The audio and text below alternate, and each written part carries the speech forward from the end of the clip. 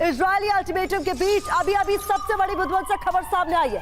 Gaza के पास Israeli टैंकों का जमावड़ा नजर आ रहा है। अटैक के बाद बता दें बड़ी संख्या में इसके लिए टैंक्स तैनात है। थोड़ी ही देर में बड़ा ऑपरेशन शुरू हो सकता है। ये इस वक्त की बड़ी खबर आपके सामने। तो गाजा के पास इजरायली टैंकों का जमावड़ा तस्वीरों में साफ तौर पर देखा जा सकता है। माना जा रहा है अटैक के लिए बड़ी संख्या में ये टैंक्स तैनात कर दिए गए हैं और अब से कुछ ही देर बाद बड़ा ऑपरेशन भी शुरू हो सकता है।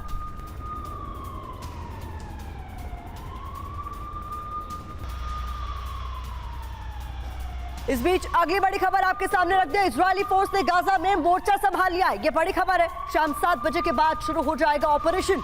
बंधक ऑपरेशन के एक्सपर्ट अफसर शामिल। इमारत टनल में आज रात से सर्च ऑपरेशन चलाया जाएगा। इन ग्राउंड ऑपरेशंस की सारी फीड इजरायल में बैठे सीनियर कमांड सेंटर मॉनिटर करते रहेंगे। किसी भी विपरीत परिस्थिति में आने के बाद कमांड सेंटर से एडिशनल फोर्सेस और अटैक हेलीकॉप्टर उस लोकेशन पर कुछ ही मिनटों में पहुंच जाएंगी। ये बड़ी खबर सामने आपके। और एक और ब्रेकिंग न्यूज आपको बता दें, गाजा के ग्राउंड ऑपरेशन पर अब तक की सबसे बड़ी खबर है। ये इजरायली टैंक की फायरिंग शुरू हो चुकी है। गाजा सीमा के पास इजरायली टैंक्स ने पोजीशन ले ली है। ये बहुत बड़ी खबर है। इजरायली टैंक्स पूरी तरह से तैनात है और आज की रात कयामत की रात होने वाली है, क्योंकि अल्टीमेटम खत्म हो रहा है लोगों के लिए पलायन का। और इस वक्त जो खबर मिल रही है, पोजीशन टैंक्स ने ले ली है।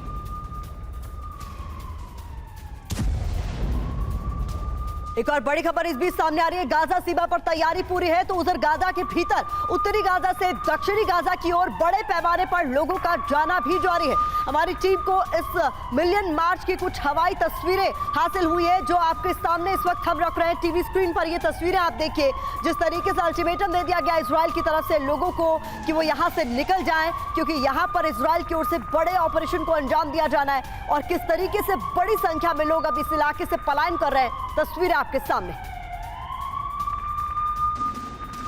तो ये तस्वीरें आप देखिए, समझिए किस तरीके से लोगों में अफरा तफरी का माहौल होगा, क्योंकि वो घड़ी नजदीक आ रही है। हम टाइमर भी बीच बीच में आपको दिखाएंगे जिससे आप समझ सकेंगे कि वो घड़ी कितनी नजदीक आ चुकी है, क्योंकि इजरायल की तरफ से एक बड़ा एक्शन लिया जाना है। इजरायल की तरफ से अल्टीमेटम दिया गया था गाजा के उत्तरी इलाके को खाली कर दक्षिणी इलाके में ये लोग मूव हो जाएं, इस बात का लोगों को संदेश दे दिया गया था। और अब जाम की स्थिति हो गई है यहां से, क्योंकि लोग पलायन कर रहे हैं। अपना घर से जितना जरूरी सामान वो ले जा सकते थे वो ले जा रहे हैं और फिर यहां से मूव कर रहे हैं। ये तस्वीरें और विस्तार से आपके सामने हम रखेंगे ताकि आप समझ सकें कि इस वक्त हालात किस तरीके से भयावह बने हुए हैं। गाजा की जो तस्वीरें हैं वो क्या बता रही है, एक्सपर्ट से भी समझने की कोशिश करेंगे, क्योंकि बड़े एक्शन की तैयारी पूरी कर ली गई है।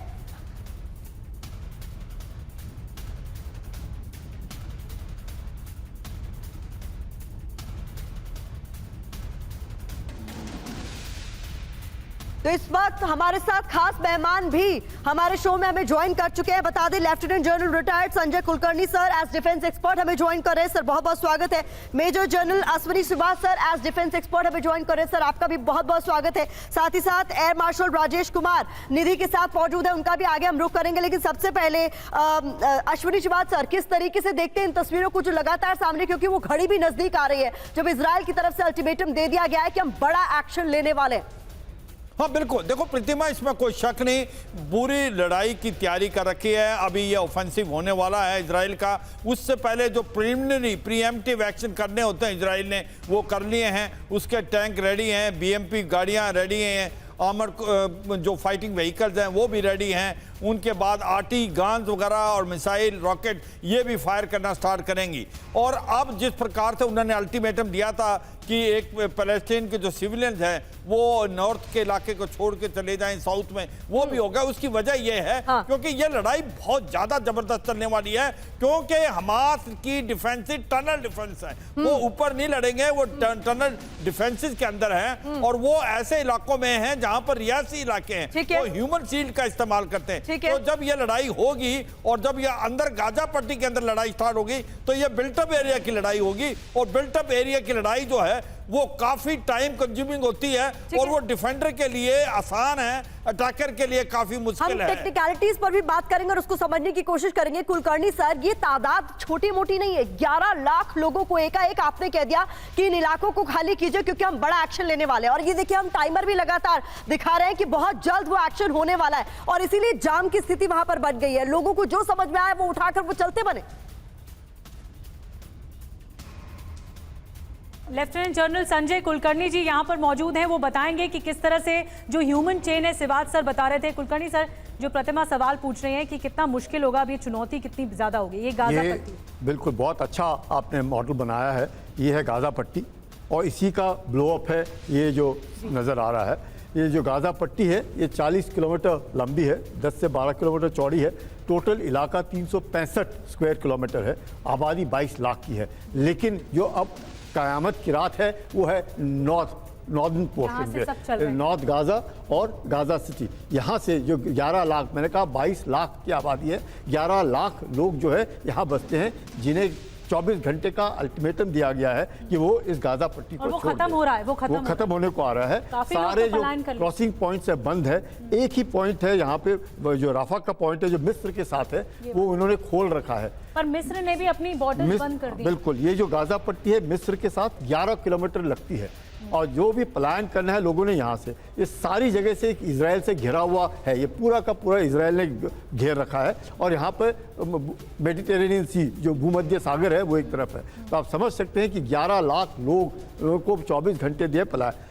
चाहे उन्होंने सॉफ्टनिंग ऑफ द टारगेट बोलते हैं, जिस प्रकार से पिछले 7 दिन से लगातार बमबारी हो रही है, और उम्मीद करते हैं कि जो टारगेट है स्पेशली नॉर्दर्न गाजा, ये जो नॉर्थ गाजा है, गाजा सिटी है, इसको जिस प्रकार से पिछले 7 दिन में लगातार हवाई जहाज के बम्बार्डमेंट के द्वारा ध्वस्त किया गया है। इसके अलावा टैंक्स भी हम देख रहे हैं। ये देखिए टैंक्स जो हैं, ये अभी नॉर्थ गाजा में हैं। बिल्कुल, अब ये जो टैंक्स हैं, ये देखिए, ये बिल्कुल आपने जो कहा, ये जितने टैंक्स हैं ये पिछले 4 दिन से खड़े हैं इस उम्मीद से कि कब उनको वक्त मिलता है और कब आदेश मिलता है कि वो गाजा पट्टी को जाकर के पूरा का पूरा शहर।